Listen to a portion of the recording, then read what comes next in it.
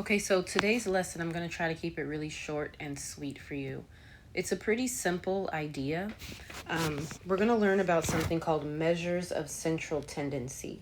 That's like the category. And there are 3 of them. And today we're learning about 2.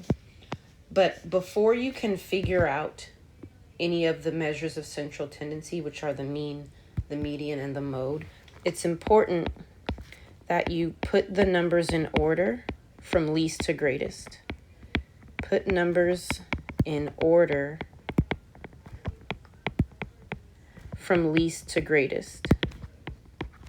Once you do that, you'll be able to figure out what is the median and what is the mode. Okay? So, what does median mean? Median is very simple. It is the number in the middle.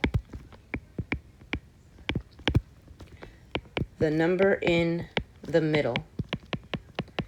Now that works out if you have an odd number of numbers in your data set.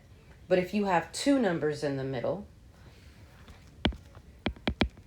you're going to add them up and divide by 2. So if 2 numbers are in the middle, add them together and divide by 2.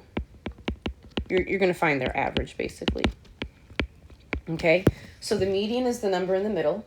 If there is no true middle, so you have 2 numbers in the middle, then find their average by just adding them up and dividing by 2.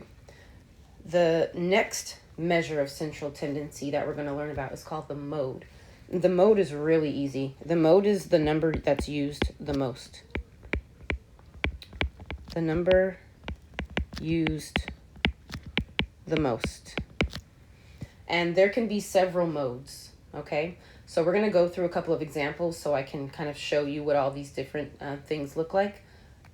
Just 2 examples, actually, and then you'll take your exit ticket. It's supposed to be really simple, but if you need help, just send me a message and I'll send you some more practice problems.